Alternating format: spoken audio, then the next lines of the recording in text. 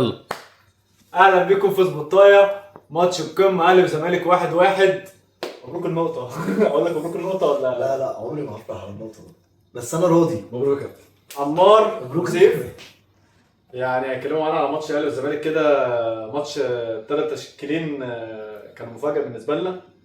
نبتدي بالاهلي. تشكيل الاهلي يعني كله اخطاء. انت في الاول اصلا بتلعب باحمد رضا في نص الملعب. احمد رضا لعيب كويس وكل حاجه، بس انت عندك في اتنين اصلا اساسيين موجودين في نص الملعب دافنهم في الباكات. يعني اولا محمد هاني، وما بيلعبش ليه؟ محمد هاني اصلا رجع فورمه. غريبة. هو رجع فورمه من الاصابه. غريبه يعني. مختلف معايا في حاجه زي كده. لا فعلا كريم الدبيس مش راجع فورمه. طب ليه الاثنين دكه؟ مفيش تفسير طبعا، وحتى ما نزلوش. يعني حتى محمد هاني ده انا طول الماتش عمال بتفرج فين محمد هاني يا لا انت جدعان؟ عندك 45 فين محمد هاني يا دقيقه. جدعان؟ 45 دقيقه تلعبوا احمد رضا في نص الملعب. يعني ما قدمش اي حاجه. هو لعيب كويس وكل حاجه، بس هو ما قدمش اي حاجه. لسه اول قمه ليه برضه صح. طب ما سهل بقى، خرج احمد رضا، عندك كوكا يخش، عندك اكرم يخش، وتنزل اي حد مكانهم باك يلعب باك ينفع عرضيات وشيار. الباكات يعني رقم واحد بدل الباكات طبعا. ده كان غلط. تشكيل الزمالك بقى المفاجاه ابتدى ب5. احنا لعبنا النهارده يعني 3-5-2 او 5-3-2. 5-3-2 كانت جديده مفاجاه، او 3-5-2. هو طبعا كده بيصير النهارده ما كانش عنده اي حلول غير ان هو يعمل كده. يعني السكواد بتاع الزمالك ضعيف، وكمان في اصابات كتير وفي غيابات، منها ناصر ماهر فارق جدا طبعا. ومحمود جهاد اللي هو كان بدأ بقى يعتمد عليه من الماتش اللي فات، والماتش اللي قبله كمان كان بيلعب، ما كانش بسيره بس كان بيلعب. فهو اضطر ان هو يبدا بثلاثه ورا واثنين باكات. عمر جابر وبنتاج كان سيء قوي في القصه دي، كان سيء قوي. يعني هو عارف ان نقطه ضعف الزمالك كلها في الاستوبرين قلبين الدفاع بالظبط. قال لك امنهم بثالث بقى مع عمر جابر وبنتاج، قفلها خالص. وشوفنا الشوط الاول الدنيا يعني كان مقفول تماما، ضبه ومفتاح. يعني حتى الاهلي لما راح كان ماسك كوره الاهلي، بس ما راحش بفرصه حقيقيه غير شوطه من امام عاشور. مفيش ولا هجمه اتضربت بالظبط. يعني حتى احنا ماسكين كوره بنعمل بيها ايه ولا اي حاجه. مفيش ولا تشانس واحده اتخلقت مثلا. ده طول الماتش تقريبا يا معلم غير الجون بس. بالظبط. بس انا كمان اول 45 دقيقه بالذات انت بيسيرو نازل بتشكيله متحفظه. هو خلاص عارف هو بيعمل ايه، هو عارف هو عايز يعمل الماتش كويس جدا. كولر بقى قاعد 45 دقيقه بيعمل ايه؟ هل هو بيدعم بيسيرو في اللي هو عايز يعمله؟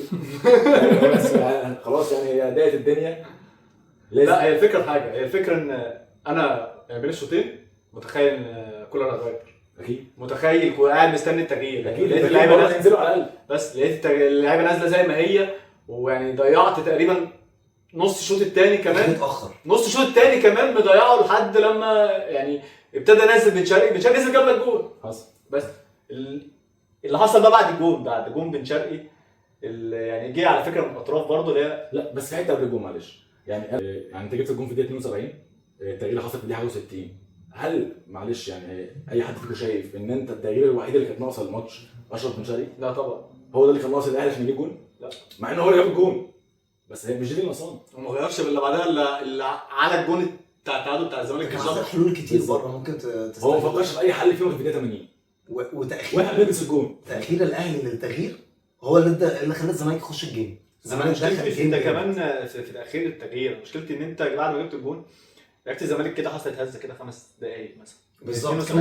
ممكن تخطف الثاني فيها يا باشا. امسك الكوره، حتى امسك الكوره ونقل، والفرصه هتجيلك جون. هتجيلك انت ما لقيتش كوره. لا انت سبت الكوره ورجعت من غير ضغط. لعبت الزمالك جالنا السيناريو ان انت لا ترجع تتعادل. ايه المشكله يعني؟ هتخطف جون وتعادل. ده بيحصل على طول. ده بيحصل اخر فتره في الماتشات.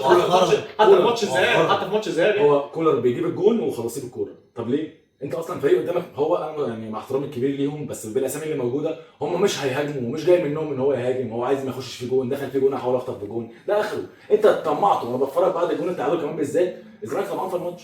طمع بعد التعادل هو عايز يكسب وهو شايف حقه. ما انت بتلاعب فريق سايب لك الكوره. انا عايز اقول لك احصائيه سلبيه للكولر كده السريع. كولر تقريبا هو اللي رجع الزمالك يقف على شخصيته قدام الاهلي من فتره كبيره قوي، من ايام العشريه السوداء بتاعت الزمالك. الاهلي لما كان بيتقدم كان صعب قوي الزمالك يرجع. ما حصلش غير مره كان ابوجو اللي جاب التعادل وبعدين جاب بالعكس كان بيحصل. الزمالك كان بيتقدم الاهلي بيرجع بالظبط. صح. الكولر من ساعه ما مسك الاهلي كان في ماتش بتاع الكاس كسب 2-0 ده تمام. بعدها لعبنا في الدوري الاهلي بعد ما تعادل مع الزمالك رجع. اخر 4 ماتشات كده انت ما كسبتش الزمالك. الزمالك رجع تاني. الزمالك. مظبوط. ما حصلتش بقى. ده يا جدعان. مظبوط. الماتش 1-1 برضو بتاع السوبر الافريقي، الزمالك اللي رجع، والنهارده الزمالك بيرجع.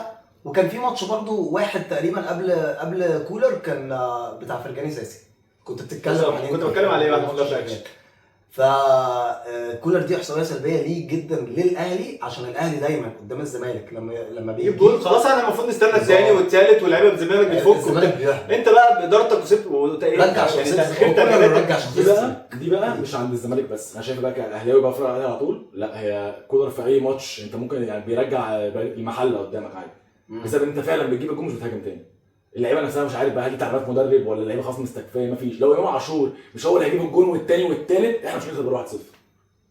طب انت شايف ان كان ممكن يعني هو جاب الاول بن شرقي كان ممكن ينزل 100؟ انا عن نفسي اسامه ابو علي طبعا في ساعتها انا كان نفسي كان اسامه ابو علي ويلعب اسامه ابو علي وجراديشار. انت خلاص هو بيلعب لك بخمسه، الاطراف مقفوله يا معلم، بس الاطراف مقفوله، نزل 2 فراوده عادي مش بيزك قدامي 3 مساكين لازم 2 مهاجمين لو انا طمعان في المكسب. انما انا متحفظ وخايف اخسر وده هدف ان وجراديشار ما عملش ماتش وحش. جراديشار ما عملش ماتش وحش هي ماشي، لكن لما بكلمك انت ما عندكش بره غير وسام ابو علي، وهو نزل وسام ابو علي اتاخر في تغيير وسام ابو علي، بس هو كان فعلا كان المفروض يخرج حسين شحاته نزل وسام ابو علي من بدري، او يخرج محمد عبد الله زي ما عمله هو بن شرقي وتلعب. لكن هو ما عندوش حلول هجوميه اكتر. لكن فكره كده اللي انت رجعت ورا دي انا معاك 100%، دي غلط 100%. بس هو عنده حلول في نص الملعب. يعني هو دلوقتي انت اصلا نص الملعب مين اللي بره عندك؟ هو كوكا يلعب نص الملعب، كوكا واكرم انت ليه دافنهم في الباكات مع ان نص الملعب بتاعك احمد رضا مش مغطيه. بس انت هل يعني هل انت شايف ان احمد كوكا كان هيبقى عنده حلول هجوميه عن احمد رضا؟ هيبقى عنده حلول سيطره في نص الملعب، بتنقل الكوره بس في الاول وفي الاخر برضه بس اقول لك حاجه، انت يعتبر ما خسرتش نص الملعب للزمالك غير لما انت بترجع. لكن كماتش لكن انت كان مروان ورضا الاثنين هم يعني كانوا كافئين جدا لان فكره نص الملعب. هو انت كنت عايزه يكون عنده حلول هجوميه اكتر من وسام وبن شرقي بره، مين تاني؟ لا انا بكلمك يا اسطى، هو بن شرقي دلوقتي نزل عشان محمد عبد الله خلاص. انت وسام دلوقتي كنت تقدر تنزله، بس قصدي حلول حد يقدر ينقل لك يمسك لك كوره في نص الملعب زي قفشه. يعني انا متاكد لو قفشه موجود في الماتش ده كان نزل، لكن هو ما عندوش حد زي قفشه يقدر ينقل له يشيل له الضغط اللي الزمالك ضغطه لما هو كده رجعت ورا ويقدر انه كوره قدام غير عمر الساعي يعمل كده عادي. وفي نفس الوقت برضه كوكا لو كان نزل في نص الملعب هي الفكره في حاجه، انت دلوقتي الاطراف عند الزمالك مقفوله الا الكره واحده، كره الجول. انت ما رحتش على الاطراف خالص. هو مش سهل كل ده، بس هو انت بتلاقي مين اطراف الزمالك؟ معلش مع احترامي ليهم جدا، مين غير زيزو طبعا، مين تاني غير زيزو اطراف؟ لا الوينجات ولا انا بتكلم على الباكات. انت انا بتكلم على الباكات دلوقتي. باكات الزمالك انت هو قافل لك بخمسه، فانت مش عارف تخترق الباكات، مش عارف تلعب عرضيه واحده. خلاص العب باثنين فراوده. انا ما بفهمش الدفاع للاهلي، اللي هو فكره ان انت اصلا ليه بتدافع عليهم كده؟ يعني ليه اكرم ليه عامل النص يعني اثنين نص ملعب مدافعين حاططهم باكات عشان انت خايف من حاجه؟ اكيد بالظبط صح. ايه بقى خوفك من مين؟ الزمالك كان بيلعب بجناح واحد النهارده بالظبط. لا وهل انت لما بدات الماتش وانت كنت خايف من الزمالك وبيلعب 2-6 ورا رضا واسمه ده ومروان، ليه ما فكرتش تطلع احمد رضا زي ما انت بتقول وتنزل مثلا عمر سعد جربه، او تنزل اي حد تاني في نص الملعب تطلع كوكا قدام؟ انت كنت عايز تعمل كده. هو عمر الساعي ده يعني انا مش عارف هل الاداره اللي جايباه فرض على الكولر؟ انا مش عارفها بس هي بقت باينه. هي بقت باينه بالنسبه لي، بس هو مش سيء. بص زي يوسف ايمن طلع لسه طلع من اسبوع الزمالك، لا ايا كان بقى راح يوسف ايمن طلع من اسبوع قال لك انا المدرب ما كانش بيتكلم معايا، ما كانش بيديني توجيهات، قعد اسبوعين ما يكلمنيش، بعد كده لعبني ماتش الدوري اللي هو الماتش اللي خلص عليه في نص الشوط ده والناس شافته وحش قوي. ده مش صح. فهل المدرب بقى ايه دلوقتي؟ انت اللي بيجي غصب عنك، بتهمشه وخلاص تركنه على جنب، يا اما تنزلوا تحرقوا للجمهور. هو برضه غلط، ما هو كولر كده عنده اخطاء انا 100%. لا بس دي فلوس في الارض، يعني انت لما تجيب لعيبه بملايين وما تطلعش تاخد مرتبات قد ما ده عدم تخطيط برضه، ما ده برضه عدم تخطيط. انت دلوقتي انت كاداره انت لما رحت جبت لي واحد انا مش عايزه، هو كده خلاص هي بطريقه عند اللي هو خلاص انت لو جبت لي حد انا مش عايزه انا برضه مش هقدر العبه، فالمفروض اداره الاهلي تقتنع بحاجه زي كده. صح، بس انا كمدرب لو عندي لعيب بيعرف يلعب كوره طبعا في هنا ملعبه. ما انا بقول لك، بس في الاول والاخر برضه ما احنا مش موجودين في التدريب يا جماعه. هل تقدر تجزم من عمر الساعي هل بيتدرب او بيعمل كده؟ اصل هو انا واحد هيشيل من على رقبتي اللي انا العب كوره حلوه ولا انا اكسب، ليه مش هنزله برضه؟ ما برضه فكروا فيها. انت شايف بسيرو الفتره الجايه مع الزمالك يعني بالمتاح زي ما بنقول كده يقدر ينافس على الدوري؟ طبعا انا شايف ان الماتش بتاع النهارده ده كان ظروف مختلفه تماما. يعني انا في ناس من جماهير الزمالك كانت زعلانه النهارده ان هو بادئ بالطريقه دي وبادئ بالدفاع ده، بس انا متفق معاه. انا شايف ان ده كان الحل الوحيد علشان خاطر تقفل على الاهلي تقدر بعدها تدخل الجيم. لكن الماتشات الجايه ما ينفعش يبقى بالطريقه دي، لازم الماتشات الجايه يرجع 4-4-2 حتى لو هتكسب.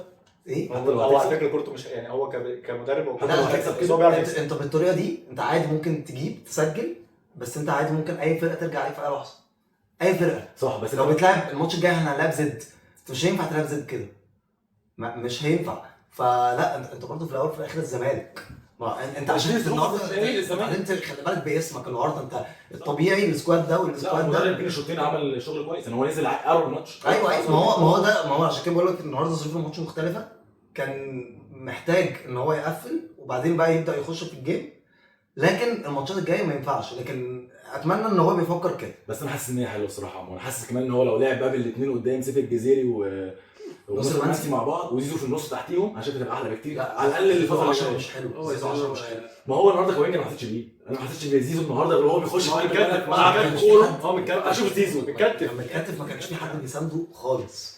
كان انت بتاخد بالك زيزو كان بينزل يستلم من نص الملعب ويجري ناحيه صح. انا بحس بيه هو في النص، كانش طول ما هو بره في الوينج انا مش شايف زيزو خالص. ما هو كانش فيه غيره. انت يعني لما عمل شويه اوفرلاب مع عمر جابر وكده بدات تحس بخطوره شويه، لكن ان هو يفضل بالطريقه دي انا مش متفق. ممكن بقى وجهه نظرك تطلع صح، بس انا يعني حاسس ان مش الكوره عايز دي لو كملت في الزمالك الموسم ده هتفرق معاه في حاجات كتير، حاسس كده. ممكن مش ماتش تلعب باثنين مهاجمين صراحه ودافع واستنى قدامك يغلط، العب بامكانيات عشان امكانياته قليله بس العب بامكانيات. هو الامكانيات حاجه طبعا انا شايف ان هي يعني حاجه كويسه الصراحه.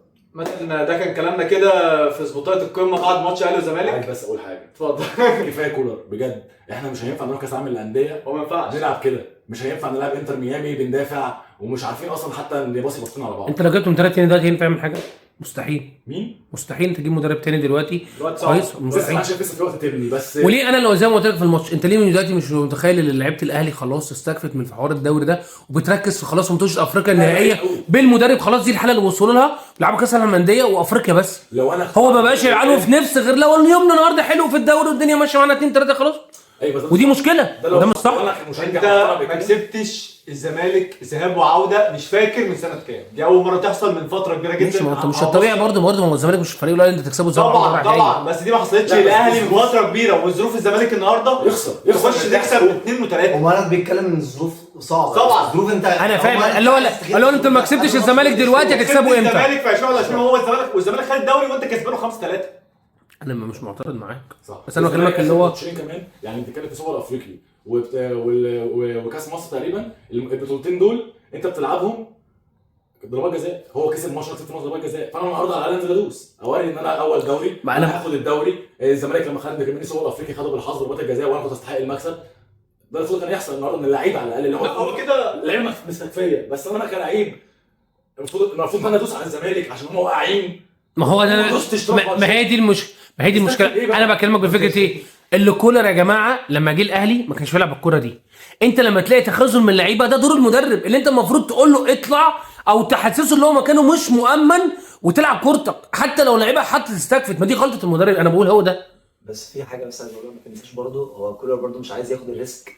كولر في الاول وفي الاخر اول وسابق الاهلي سابق الزمالك ب5 نقط. لو خد الريسك الماتش ضاع في ليله، هو مش في ليله، هو هيكسب الصدر. لو خد الريسك واتخطف مثلا انت بتلعب الزمالك في الاول وفي الاخر ممكن تحصل ان هو ايه وهو واخد الريسك وفاتح ممكن يتخطف. لو اتخطف وخسر ماتش زي ده كان هيبقى اخر ماتش ليه. ايوه هتخطف ايه معلش يا عم، هتخطف فضول هتجيب جونين ما تاخدش الريسك.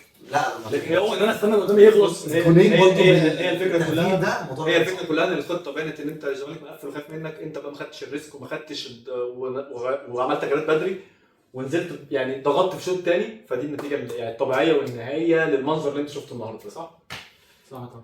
ده كان كلامنا كده في سبوتات القمه بعد ماتش اهلي والزمالك.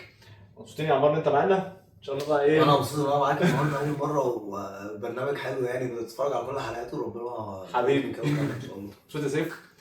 الله نشوفكم ان شاء الله في ماتشات القمه اللي جايه.